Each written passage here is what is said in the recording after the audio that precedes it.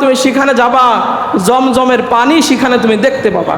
ও সমর্থন ব্যক্তিরা, যাদের উপর হজ ফরজ হয়েছে, আল্লাহর জান্নাতি নিয়ামত দেখতে চাও, কাবায় চলে যায়।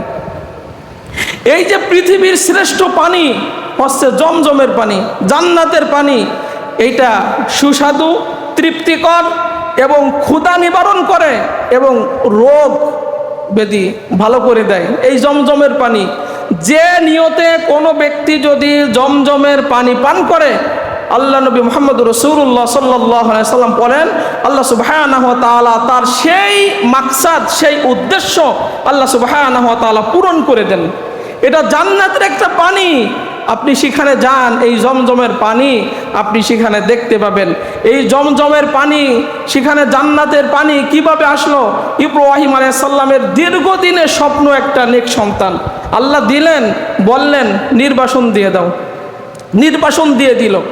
কাবার কাছে, সিরিয়া থেকে এসে কাবা শরীফের কাছে সেই জামানায় কোনো মানুষ ছিল না।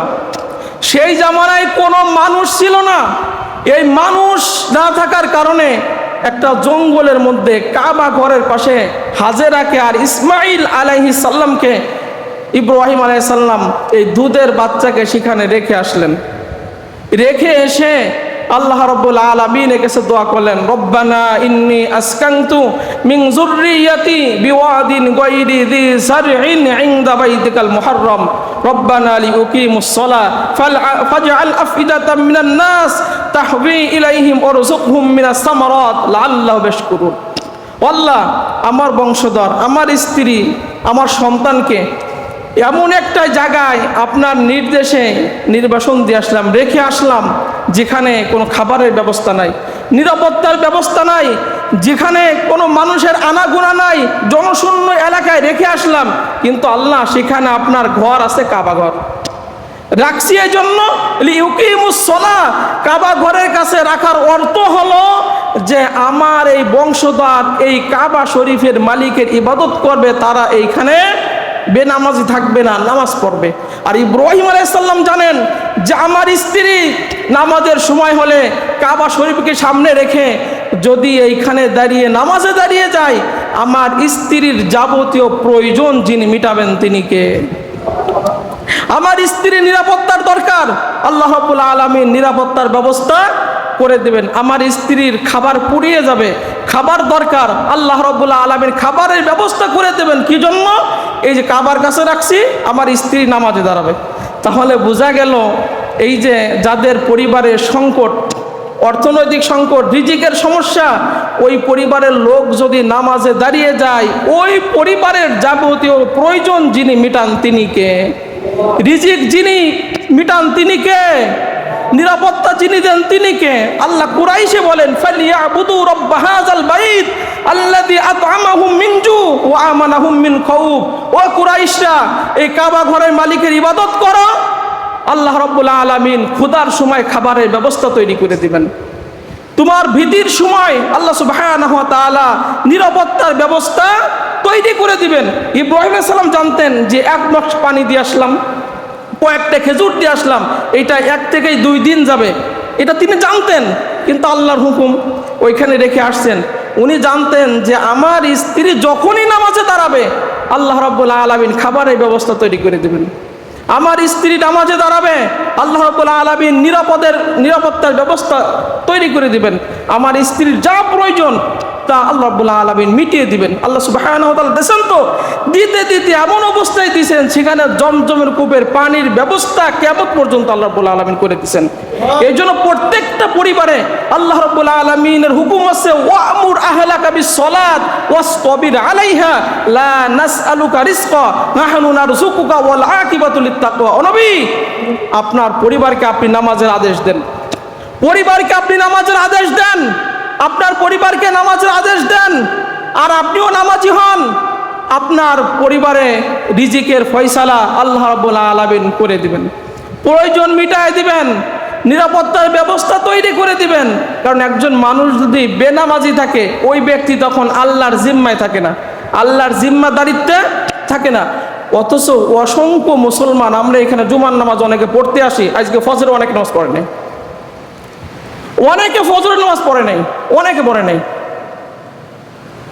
অথচ আমাদের জীবনে হাই হুতাশ কখনো দূর হচ্ছে না, সংকট, এত টাকা কামাই করছি কখনো সংকট দূর হচ্ছে না।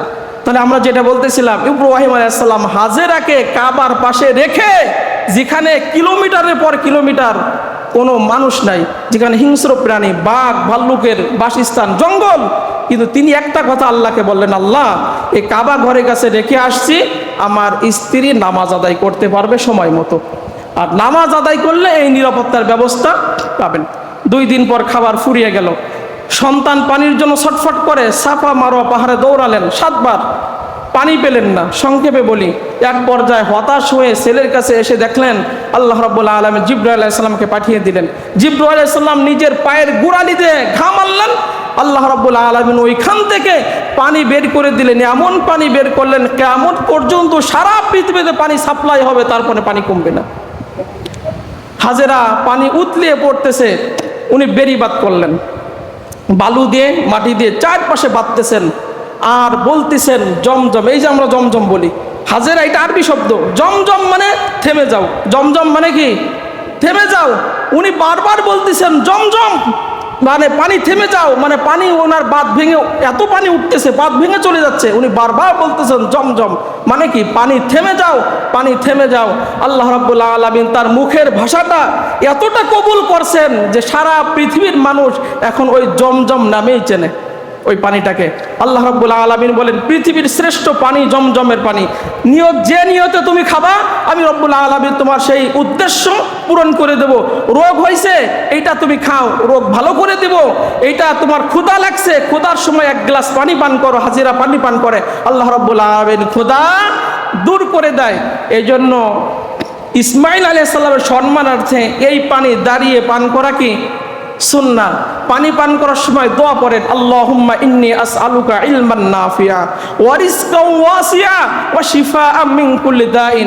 আপনার যদি জমজমের পানি থাকে, খাওয়ার সময় আপনি এটা পড়েন, আল্লাহ উপকারী এলেম জ্ঞান আপনি আমাকে দান করেন, আল্লাহ আপনি আমার রিজিক প্রশস্ত করে দেন, আমার শরীরে যে রোগ ব্যাধি আছে রব্বুল আলামিন আপনি ভালো করে দেন। পানি খাওয়ার সময় জমজমের এইটা পড়েন, আল্লাহুম্মা ইন্নী আসআলুকা ইলমান নাফিয়া ওয়া রিজকাও ওয়াসিয়া ওয়া শিফাআম মিন কুল্লি দাইন। কত কি আমরা মুখস্থ করি, অত ইসলামের শরীয়তের যে বিধিবিধানগুলো আছে এইগুলো আমরা মুখস্থ করতেও চাই না, আমল করতেও আমরা চাই না, অথচ হাজার জিনিস নিয়ে আমরা কিন্তু